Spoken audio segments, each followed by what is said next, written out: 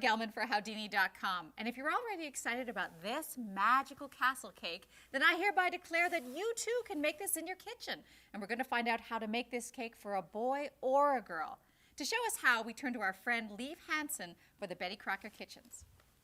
Hey, Liv, how are you? Hi, Lori. Now that is a very impressive looking cake. Well, thank you. But complicated if you don't know what you're doing. Well, if you take it step by step, you can do it. I believe you. Step one, let's go. Okay, well, you're going to need 4 8-inch square cakes. And I've chilled these in the freezer for about 30 minutes so that they're not going to have as many crumbs when we cut them. Okay. Now, to make your tiers of your castle more level, I recommend cutting off the domes on your cake. Okay? So I'm going to use a serrated knife and go ahead and do that. Then I'm going to use about 1/3 of a cup and scoop it right on top. Then I'm going to spread it evenly. So now that that's done, I'm going to take the next cake, invert it, and put it right on top and try to center it. And again, another 1/3 of a cup. Okay, and we're going to do one more layer. Ooh, nice and tall. Good. Okay, and you can push it down a little bit to try to make it more level. Now this one, we're going to cut into quarters.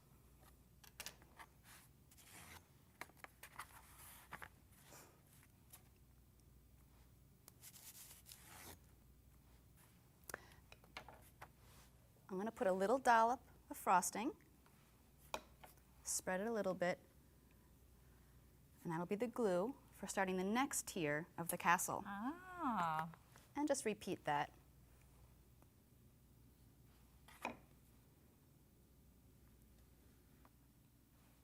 Okay, we're just going to use one more layer on top. Now we're going to cut this one in quarters again to get about 2-inch squares. Are we going up even higher? We're going to do a 3rd tier. Oh. And we're just going to do 2 for that. So now we're ready to do a crumb coat. What's a crumb coat? A crumb coat is basically a thin layer of frosting that we spread over the entire cake, and that will seal in some of the crumbs so that your final coat is nice and clean. And I've actually have one ready to go that we can start doing the final coat on. Great. I'll move this. You get that. Great, thank you. That looks fancy already. Yeah, for a little grander presentation, we put it on a pedestal. That looks great. Great. So now we're going to start the final coat. How pristine do you have to be with this? Now, as close as you can to get a flat finish, the better. I just like to get all the icing on first, and then I'll try to flatten it out. So now I have this lip of icing, and I'm going to start to slice it off, running my spatula in. Don't start on your cake. Inside. You want to start from outside and slice it in and over. So now it's the fun part.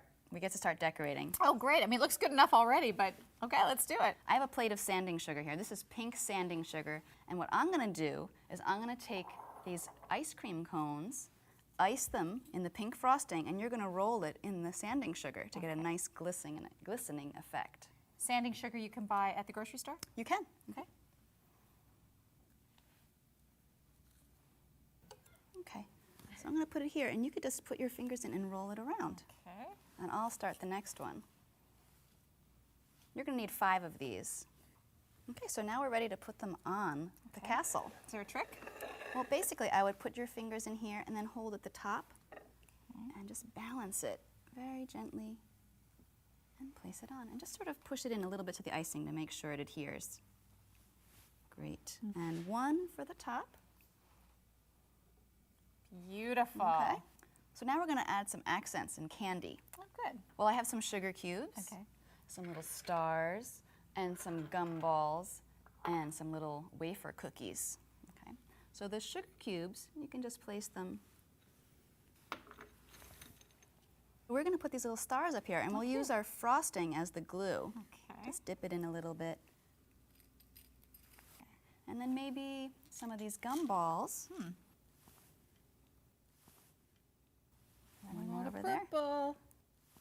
So now we're going to create the doors and the windows. And I'm going to use these little wafer cookies. And use 2 for the door. And then I've cut some a little shorter to make for the windows. Oh, cute. So I'm going to pipe on some accents.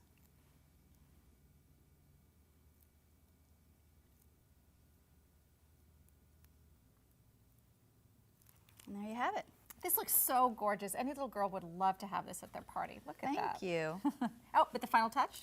Candles. Birthday candles. Two more right in the front. And then Perfect. you light them up and sing happy birthday. That's so great. This is very girly girl, though. Can you do a boy's castle? Sure, you can just frost it with chocolate and maybe change the color palette.